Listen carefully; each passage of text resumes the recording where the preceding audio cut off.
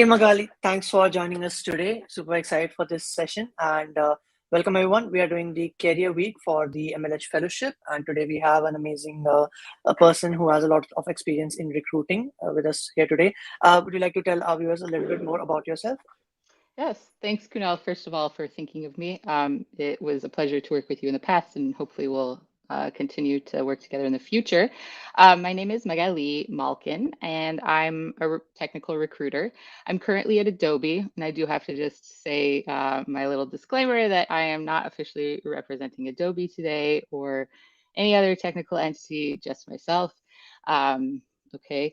And I have about four and change years of experience in technical recruiting. I started off at NVIDIA, working on their university team as a sourcer, looking through mostly research resumes. And then I moved over to Google, working on their SWE intern team for a couple of years before moving into experienced recruiting at Adobe, where I focus mostly on ML and most recently research roles for folks with at least 4 years of experience and more. Awesome. Yeah, I know Magali from my Google intern experience, and they were really, really supportive. That's how we connected. But yeah, lots of things like to talk about today, and a lot of students are joining. So you have tons of experience in like university recruiting, and we were talking about it earlier, like the do's and don'ts and stuff. So maybe we can go through that first, and then we can jump into the Q&A. For everyone else who is joining, if you have any questions, please feel free to ask those in the chat, and we'll be happy to answer. Sounds good. Okay. Kunal, am I going to share my screen or right? I can add it. Yeah, you can just put Okay. it like, is it visible on your screen? Okay, now I can Yes. put it. Now it's visible. Yeah. Okay, cool. All right. So we're just gonna jump in here. These are like I asked a few different colleagues and I thought about my own experience. Um, if I had to give advice to folks just starting off who are in college or just kicking off their careers as new grads, these would be my 8 and 8 do's and don'ts. So I'll start with the do's. Have an accessible resume, please. So, what I mean by that is you want to make it as easy as possible for the recruiter, the hiring manager, the coordinator, all of the whole recruiting team to be able to get what you're about very quickly.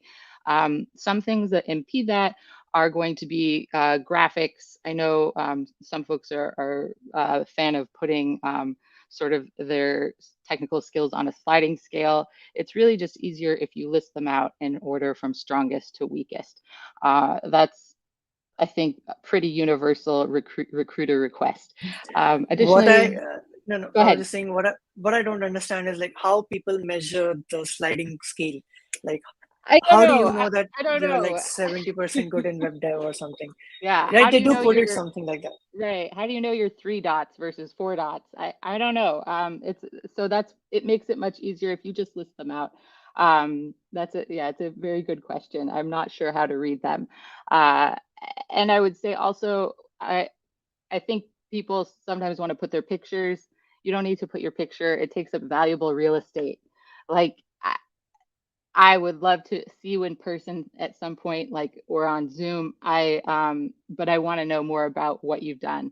And so keep it simple.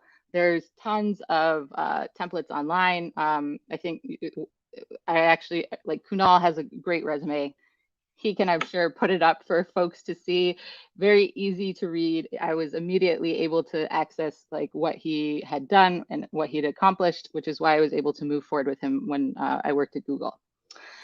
Actually, you know what Um, I did? what did you do? There's actually a channel live at Google, and there's a video over there, popular resume tips. So I followed that. But it was like a lot of iterations, but the base I believe I got it from that video. So do check out that Okay, video. It's really helpful. Yeah. awesome. Yeah, Google has almost too many resources for prep. But if you have time to utilize those, absolutely do. There's a lot of great tips. Just make sure your resume is clean, straight to the point, and you should be good. You can always send an updated copy to your recruiter. They will set you up in the system if you need to along the way. Just make sure that everything is on there that needs to be on there, especially for folks who have taken data structures and algorithms. Please put that on there. As a recruiter when I was in the intern space, that was like the first thing I would look for. Have you done data structures and algorithms? Or are you going to be taking them like in the current semester? Because if you have a foundation in data structures and algorithms, you're going to do much better on your interviews, almost certainly.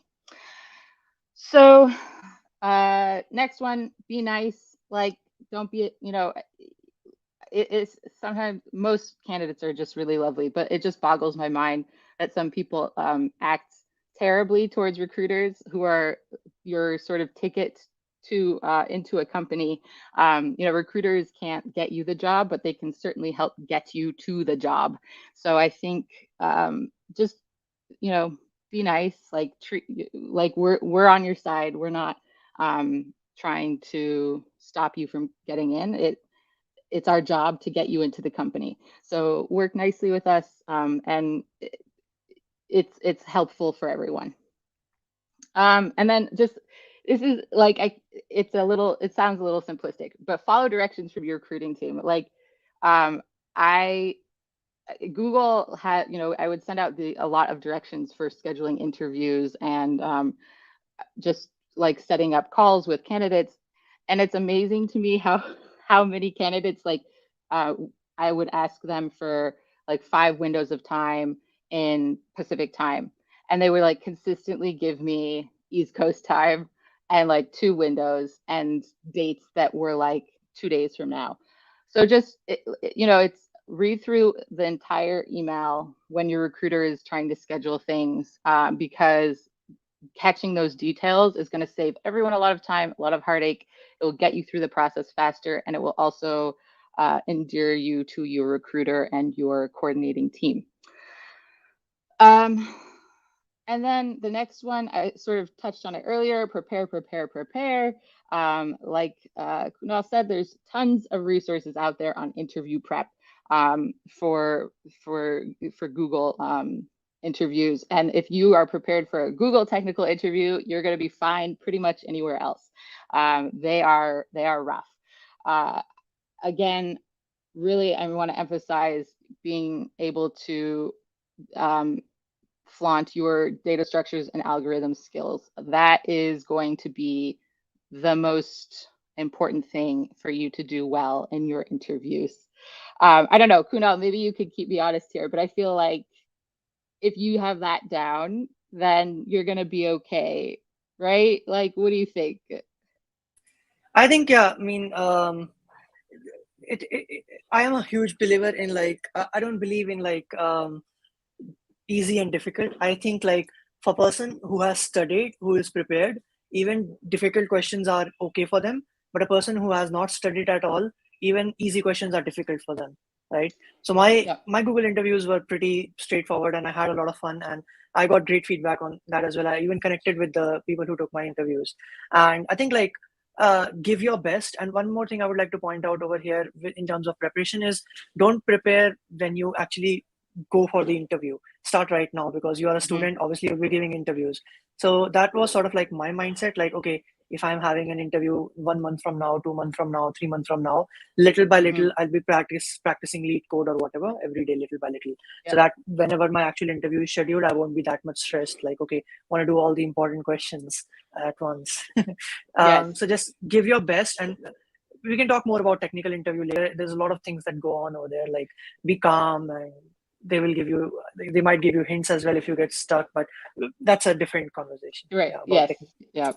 Okay. Yeah. Thank you. And absolutely, as soon as you have like a hint of an inkling of a thought that you're going to be applying for internships or new grad role, start preparing. Your coursework is in essence preparation, but I don't know if that would be enough. I think you have to supplement in addition to that. Again, tons of resources out there. And that, so in terms of so some companies do behavioral rounds for interns and new grads ahead of technical rounds.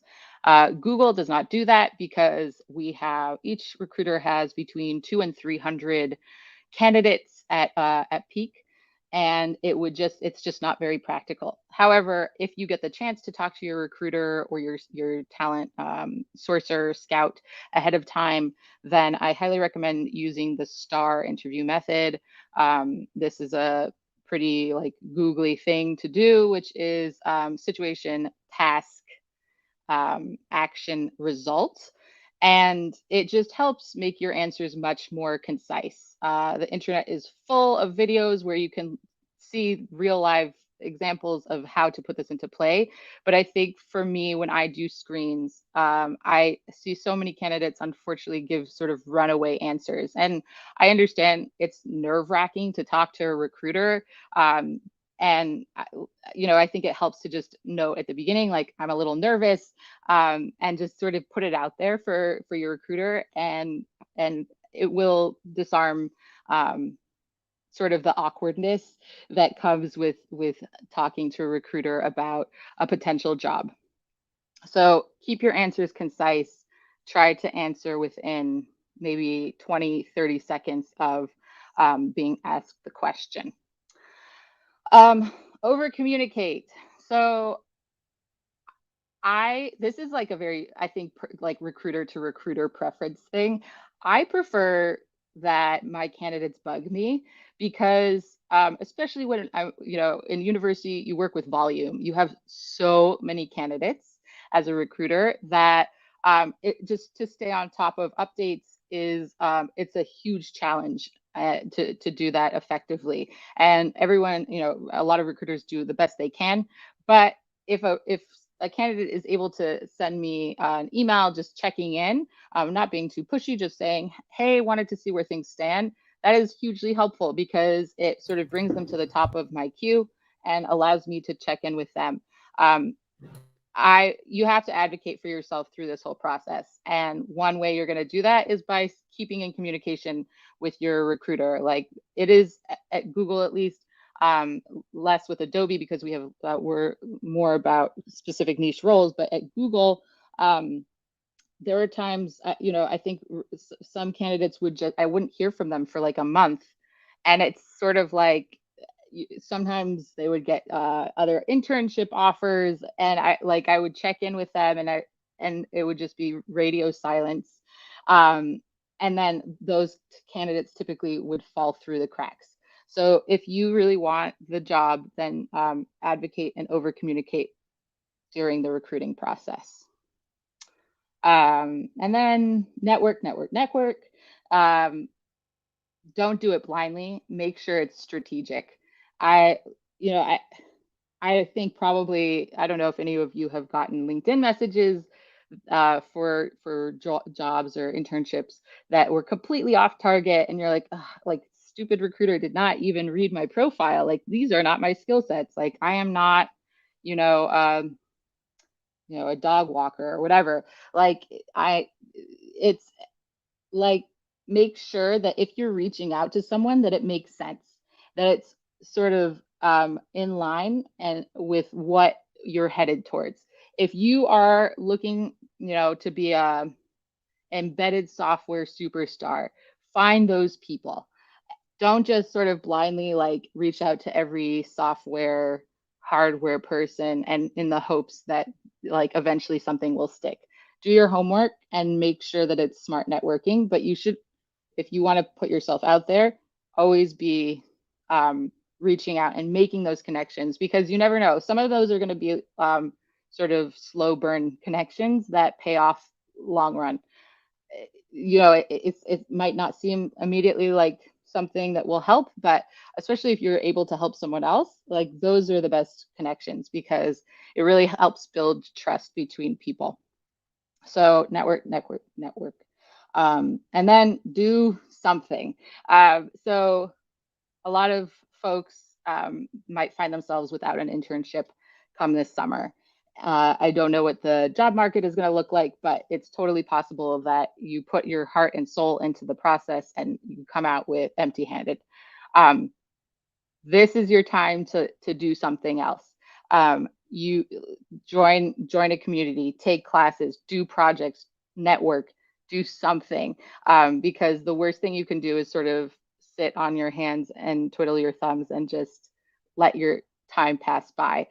Because if I, as a recruiter, get your resume and see that your summer is empty, and that you haven't done anything, I'm gonna think twice about putting you into my queue. So always be doing something, even if it's during school. I know it's hard. Like coursework is like your whole life, but if you, I mean, I don't know. Kunal probably Op- gets like 2 hours open of sleep a open night. source. Yeah, but do something. But you're not going to get a lot of sleep. You're all young. I don't want you to lose a ton of sleep, but I do want you to build something for yourself and be able to show this, come time for your resume to go public.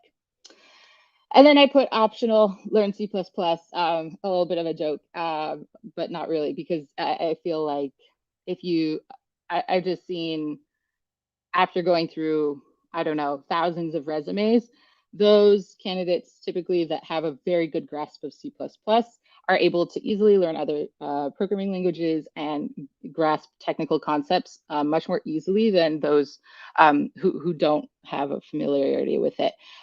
C++ is not going away. It is, if anything, getting stronger. It's showing up everywhere. Adobe, which is pretty much known as a pure software company, has a huge need for C++ folks, for their HPC unit. So C++ is worth its weight in gold. If you don't have an internship this summer, well worth learning C++ if you have the time. And that's what I loved about Google. I applied with every single role and everything with Java. But what I learned was at Google, they believe that if you know one language, you can learn another languages as well. So I think That that's a hmm very good yeah. stuff as compared to some company asking you learn all the 7 8 languages or whatever. No. Yeah. Learn one thing, learn it super well. I think that is much more valuable. Um, yeah, I rarely have seen a role that requires you to know 7 or 8 languages, maybe two. So I think that's good advice as well. Okay, moving to the don'ts. All right, so this one might be controversial. Um, don't have a dream job. I think a lot of folks who are just starting off in their careers are stuck on the idea of working at a FANG because it's their dream job. Um, I'm sorry to pop some bubbles here, but the uh, the dream job as we formerly knew it is not what it's in our post-pandemic world, probably not what it's going to look very different. I think Google and Apple have invested heavily in building out these beautiful sort of post-college forever experiences, and they're going to try to maintain that, but things are different now. And I think being flexible in what your idea of a dream job is extremely important. If you have an end goal, I think that's good. But don't try not to be too fixated on joining a certain company. Success is going to look different for everyone. Maybe you don't go to a top tier school. Maybe you don't, get an internship every summer. Um, Maybe you don't have a super good network. Maybe you're going to start working at a company that no one's ever heard of. Make your mark where you go. It might not be at Google right away. It might not be at a big company or like a cool startup. That's okay. Like just do the work. The work will come to you if you put the foundations down. One more thing, regarding this point, a good thing to think about is that I have seen this a lot of times. Like, if it is a dream job, let's say, in no way anyone is saying that it's not a good job, right? It's great, definitely. That's why it's so popular. But why is it that we have seen that people work at, let's say, Google or other fan companies and they then leave after 3 years? That is happening a lot. Hmm. So if it was a dream job and everything was perfect, why are people leaving? Right. Yeah, it's absolutely true. And I think that burnout is very real, and your health, your mental health, your physical health is the most important thing. If you are stressed out, working at a big company, but you feel like, well, I'm supposed to enjoy this, like it might not be for you, and that's fine. Like there's so many companies out there who need software engineers, developers. Like you will find your place. Um, Try to sort of dismantle this idea of like reaching success through, a handful of companies. Um, Next one, don't fear failure. Uh, I mean, this one, whatever, you've all probably heard this like quite a few times. Just if you're gonna screw up, like it's gonna happen. It's okay because people are more gracious than you think. Um, because everyone messes up and that's fine, but like you're not going to grow, you're not going to get those battle scars until you mess up. And I think like the scariest thing for me personally as like an insecure person, is that I don't want to mess up. Like I want to maintain that like, you know facade of like, oh, I yeah, of course I can do it. No, like ask for help, acknowledge that things didn't go right, and pivot. Don't adopt an ego. Um, Using Kunal again as an example. Sorry, Kunal. He is like such a humble dude. Look what he's managed to achieve. He should have an ego, but he doesn't. And I find that the candidates that do the best and that are most successful in building network and building connections and making success happen are those that are humble, who they may acknowledge their technical personal achievements, but they are always on to the next thing. Like they want to keep going. Don't get stuck on your ego. It will come across in your behavior in recruiting. We will notice it. Recruiters are typically like pretty good people. So it's our job to read folks, and um, being humble is a very good quality, I think. You can brag every so often, but for the most part, maybe 90% humility, 10% um, bragging. Okay, so the next one is don't go outside the recruiting process. I put an asterisk here. Google, Adobe, NVIDIA have pretty set processes, especially Google, about how candidates move through the pipeline. What gums things up sometimes is that a candidate will go to a random hiring manager and start a conversation with them. And the hiring manager at the 11th hour will come to me, the recruiter, and say, hey, this candidate's been talking to me on LinkedIn. Like, can we schedule them? And I, as the recruiter, say, but you're already in the process of making an offer to someone else. So it's really important. Networking is crucial, but I want like you also need to defer to your recruiter once you're in process.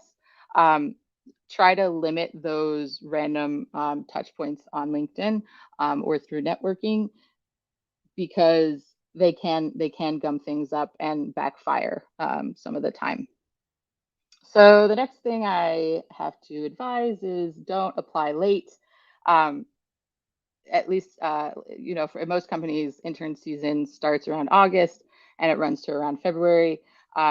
If a lot like I think probably Adobe and Google, at least if you get your application in after December or late November, your chances of getting picked up are going to be much lower. um, I know some people want to wait to add a certain activity or certain class to their resume. But if you wait for that and wait for your resume to be perfected, then you're going to lose out on that timeline. Apply early. Like as soon as that application opens, you can at Google, at least you can set an alert from the Google internships page to let you know when applications release. So as soon as that comes out, apply, and you'll almost certainly get reviewed if you're at the beginning of the queue. It's just like Google, I think last year at least received something like 60,000, 65,000 applications for SWE internships alone. And Yeah. that that's Speaking of it's like, crazy. yeah, speaking of like applications in such huge numbers, I believe you mentioned to me like earlier as well. Maybe this can go in a do, which is apply with a referral. Yes, yeah, and we'll get to that. I think you have a question about referrals, so we'll get there in a little. I want to put a pin in it because yes, absolutely, applying with a referral is crucial. But I think like for those if you don't have a referral, apply early. Like that is gonna be the most helpful thing in getting you through the process. Um, the next thing I want to say, don't expect detailed feedback. A lot of companies are not going to give you, if you're not moving forward in the process, they're not going to give you the reason why, unfortunately. Um, this is for probably legal reasons that companies don't divulge that. It's, I know it's hard and it's unhelpful. As a recruiter, I dearly wish I could tell you, you need to improve your data structures, like you didn't consider edge cases or whatever. Like I want to tell you that, but I can't. So you sort of need to, unfortunately, if you are being let down, you need to sort of accept what you get at face value and just keep improving across all fronts of technical nature. Okay, and then the next one, don't believe everything you read online. I have had a ton of candidates say, well, I read XYZ is the process. I read XYZ is the how interns are paid and XY like there's so much bad information. Like I've heard some truly ridiculous things that from people from rumors essentially that were completely baseless. So at the end of the day, like what the recruiter says, what the hiring manager says from the actual company is going to be your source of truth. Like try to limit what you read online in terms of speculation. And then this is a big one on LinkedIn. I get probably like at least two of these a day asking me to have a call with people, someone I don't know, or to send them roles from my company that would be good for them. Again, recruiters these days are dealing with huge numbers. Like, this is not an effective way of networking with a recruiter. If you are interested to connect with a recruiter, find those roles yourself. Like those roles are posted on company web on the job websites. If you go through and are very targeted and send a recruiter a message that and the recruiter that you think might be the actual recruiter for the role, say, hi, so and so recruiter, like I found this role and I would be a great fit because I'm strong, I have a strong background in UI and XYZ, like two reasons. And then can you please help me connect with the recruiter for that role. That's it. Like I it's just not going to happen for recruiters to have like hundreds of these calls aside, like in addition to their workload. Um, so again, this goes back to the network. Like be targeted and purposeful about how you're reaching out to recruiters because if someone sends me a message that is thoughtful and actually reads like what I do, um, I will write you back. And I think that probably goes for a lot of recruiters. But for those that are just sort of blindly trying to connect with me for a phone call or my time essentially, I'm probably not going to answer, to be honest. And I think that's it. Yeah, some great tips shared, but we do have like the floor for questions now. So we already have quite a few in the chat. One is I want to start my question: how to prepare for foreign applications, like someone in Indonesia applying for a company like in the US. Yeah, great. So each company has a different policy in terms of how they're going to move forward with applicants that are not US based. That being said, you should still apply because you never know how things are going to move forward. And also, if you do well in technical interviews, that like when if the world opens someday, which I think it will to some capacity, like that will be noted in our system. So don't worry about the fact that you are somewhere else. Um, as long as you have a good internet connection and you're excited about this role, move through the process if you can. Um, don't worry about where you're coming from. To be honest, like when I receive a candidate, Kunal had to educate me sort of about like the whole hierarchy of Indian universities and colleges. I think most U.S. recruiters are completely oblivious to this, which is like a whole complicated thing. So we don't care if you're coming from abroad. We just care if you're going to make it through the process because you're technically talented. And that's one of the main reasons I applied. Like I applied internationally as well. Even the roles I do right now have been because even like companies like Google and Facebook and all the big tech companies, they only come to selective colleges in India. I'm not sure about other countries, but in India, like only the tier one colleges get these companies, like for the on-campus placements. So for us, like it's just like apply off campus everywhere and see where you fit in. But Yeah. yeah, that was a very good question. Thank you. The next one is how does the interview process for an intern differ for a new grad from a new grad? Yeah, good question. I think that's going to depend on the company, first of all. And it also depends on a couple of other things. I can speak to the Google process pretty well, as NVIDIA. For both of those companies, if you are an intern at those companies, it's going to be much easier to gain a new grad role than if you're just applying fresh off the street. Assuming that you don't have an internship with those companies and you are just applying for a new grad role, then I think, we'll talk about this in a little, but like referrals are probably going to be your best foot in the door. Um, Trying to look at the new grad roles on company websites. Google is not terribly specific in its new grad roles, but NVIDIA is, Adobe is. So finding those roles and, like I said, reaching out to like specifically new grad recruiters on LinkedIn, and they'll list that they're new grad most of the time. That is going to be probably the best way of getting your foot effectively in the door. Awesome, and let's talk about the referral thing as well while we're on the subject. Sure. So referrals. So this is really about bridge building, relationship building, and listen, LinkedIn is transactional. Like everyone wants something from someone on LinkedIn. No one's doing something out of the goodness of their heart most of the time. I'm a little cynical there, but like 90% of the time, that's probably true. Um, I would say be again, like do your homework about who you're reaching out to for a referral.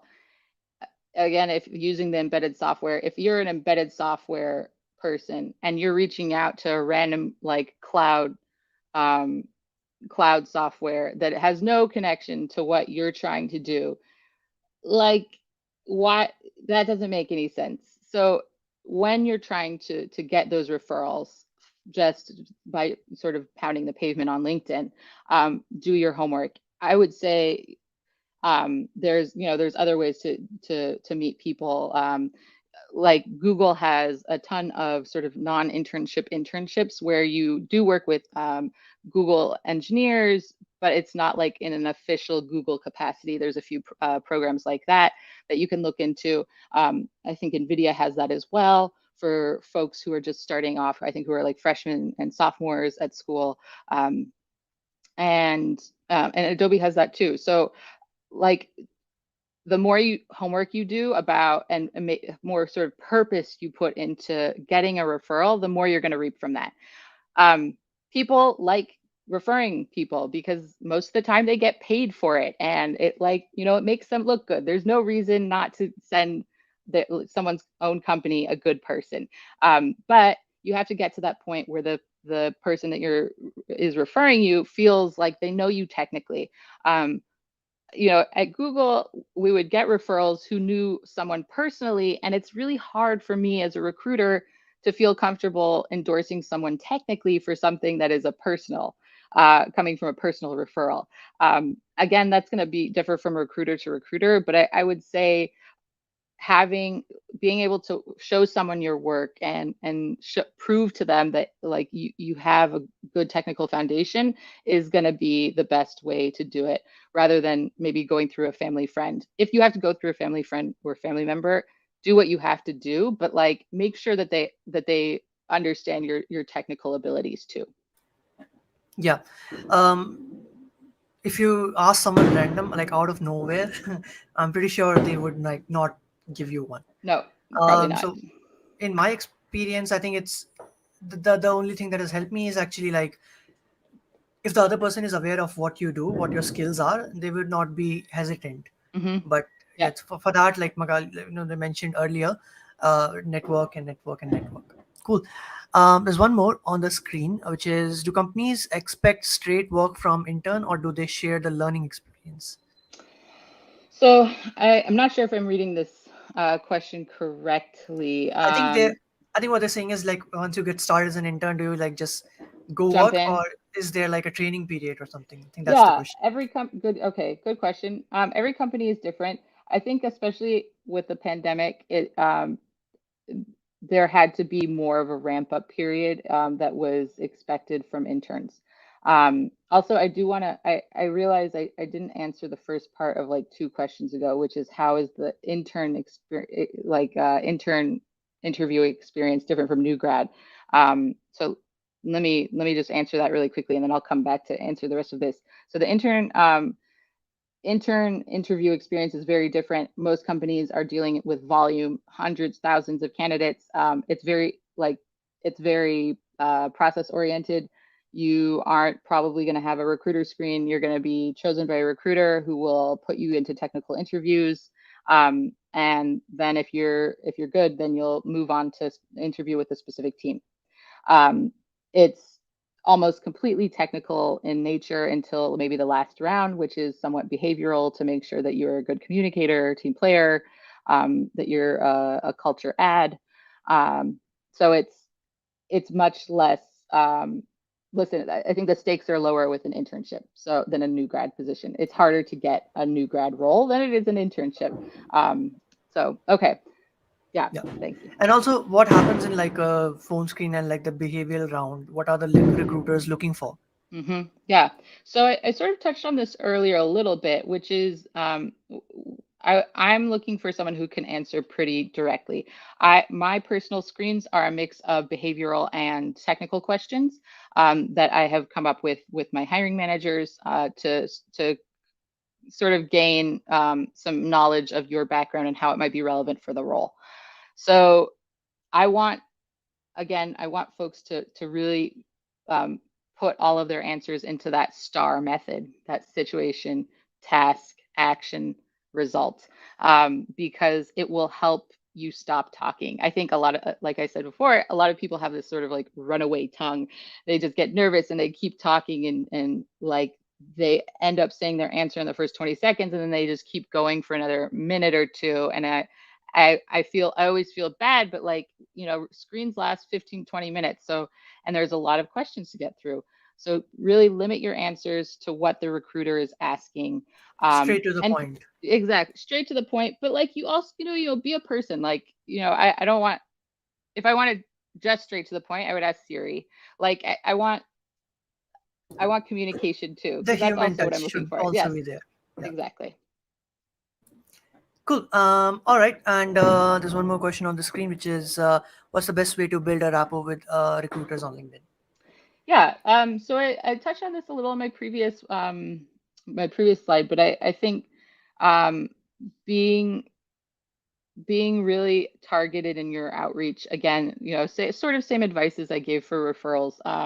Don't don't just reach out blindly, like just because someone's a recruiter at a certain company. Like I realize like on my profile, people think I'm still in the university space and that's on me because I have not put that I've moved into experienced hiring. So I get like a ton of requests from university folks.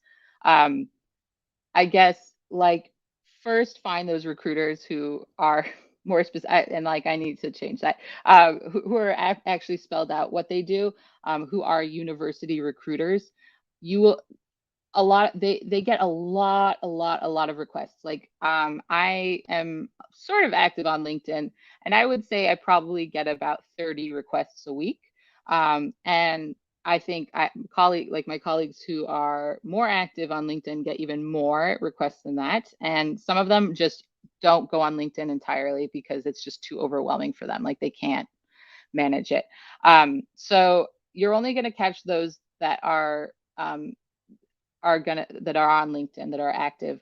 I would try to find, like when companies do events, find those people who run like the campus booths. You can easily do this by going, for example, NVIDIA had a booth at GHC, at CVPR, iClear. It like Find the people that ran that booth, and those are going to be your university recruiters. Those are going to be the people you network with, and you can probably even find them like in retrospect, because obviously nothing's been in person for a while. Find like talks that, things like this that are out there for people to like who've given talks about university, and then contact them and say, I saw your talk, or I saw you at the booth at XYZ. And again, make sure that that's the right person to reach out to. Like if they're your campus rep, for example, NVIDIA has a whole campus team. Each campus rep has certain schools. If they're your campus rep, like that's the person you want to talk to. They will help you out. That's their whole job, is to connect you into, put you into the interview process. Yeah, I've been to like I've been a part of so many events where I literally see they have a job board, so all the attendees can write, okay, our company is hiring, contact us on email or whatever. Yep. Because these big events, they have like Open Source Summit, KubeCon, Linux Foundations events and stuff. Google is there, and all these other companies are there. Around like KubeCon has like 250 plus sponsors and stuff, and they have these sponsor booths, so you can like directly go and talk to them. It's pretty great. I know a friend Yep. of mine who got an internship in France via Open Source Summit. He was just Yep. networking, and he ended up Mhm. talking to that person for like 40 minutes, Yep. and then he got a role just like that. Yep. Yep. Um, so yeah, anything can happen. But we do have a few more questions on the screen. Sure. How do you pass your resume through ATS? Yeah, so apply early. Again, if you have a referral, don't have a referral, apply early. That's the most, for an intern, the most successful way to ensure that you move through the process. Um, I would say, again, make your resume super clear. No graphics, no pictures, just text, some bullet points about your technical skills, um, and make everything. So for most internships, you're going to have to also attach um, your grades as well. Like don't make it, this is a silly thing, but don't like just rotate it for us. Like I have like a permanent neck crick from like having to do this and reading like hundreds of people who didn't rotate their grades for me, and having to like distort myself just to read it. So make it easy, make it accessible. um if you have like a um if you're attending a university internationally, um, it really helps if there's sometimes extra pages attached to a transcript. We don't necessarily need those pages. Just send the grades, like because some like Chinese universities and Indian universities, I see like have like 7 pages of, but like the grades are on 2 pages. So make it easy. Just put the grades in. Like that will suffice. Cool. There's one more thing, question on the screen, which is what to do if you get like stuck in an interview. Like if you just blank out. Yeah, maybe you're stuck at a question or something. Yeah. Just acknowledge it. I think like don't try to talk your way out of it, because you'll just dig yourself deeper probably. Just sort of stop and say, can you get like, if you're stuck because you like don't know where to go from there, then like you can ask for a hint, ask clarifying questions. this is a big thing on like Google interviews. Ask clarifying questions. They want to see how you communicate. And asking clarifying questions will not only help you move forward, but it will also get you brownie points from the interviewer. They will say, oh, Yeah. this person knows how to clarify things. If you just blank out because you're nervous, just tell your interviewer that, like, just say, hi, like, I'm so sorry, I lost my train of thought. Like, I just need like a minute to reset, and then like ask them to repeat the question again, and then hopefully you'll pick up your train of thought. If you are just like done and frazzled, I don't know if I can help you with that. You can that's going to be tough. If that's the case, if you feel like you completely blew an interview, write your recruiter after your interview and let them know, like, hey, like I just bombed that. Like, is it like, let's wait for feedback to come in, but is there any way I can like have another shot? Some recruiters will let you do that. You should always write your recruiter after an interview, let them know how it went, so they have sort of a good base from, like, if someone writes, oh, I think I did really well, like most of the time actually they did pretty well. Sometimes that's not the case, but sometimes it is. Yeah, and also like with specifically for technical point of view, I think don't be quiet. Like in your interview, there should not be a time where Mm-hmm. both of you are just sitting idle and stuff. You're Yes. Most of the time people are like, okay, I'm quiet because I'm like thinking how to approach this problem or whatever. In that case, think out loud. Like Yep. literally Absolutely. say what you're thinking. Yeah, That would really help. that's so that is a good idea for a couple of reasons, not just so that it shows you're communicating, but also, so there are times where people have tried to cheat on interviews, and like they won't be talking, but the interviewer will hear typing, but will not see anything on, CoderPad or whatever they're using for the shared document, and it does make the interviewer very suspicious. So just, I think talking it out, hearing that you're actually doing the work yourself and not from someone else is obviously a good thing. Yeah. And one last question, which is, I'm being ghosted. Any advice? Oh, I wish. I myself have been ghosted so many times during interviews. I'm just going to call them out. Facebook, I went through like 6 interviews, each one about an hour long, and they just, like, no word from them. And it sucks. It's frustrating as heck. Like, I can't stand when recruiters act that way. It just makes me so angry. And I think a lot of recruiters feel that way, but unfortunately, there's a lot of terrible recruiters who are going to continue to ghost. There isn't really anything that can be done about that, except if you feel like you've invested a lot of time and energy into a process and you haven't heard back for like 2 3 months. um, there's always You can always go to Twitter. There, call people out, not the recruiter, and because it's possible something happened to them, but like the company, like companies with consistently terrible recruiting processes should be called out. And I think that a lot of recruiters who work ethically feel the same way. I think it's terrible that candidates don't hear anything when they do put so much of themselves into these interview processes. Yeah, I totally agree. But just things happen. So I mean, keep applying. There's so Yep. many doors of opportunities for you. Um, Something great will happen.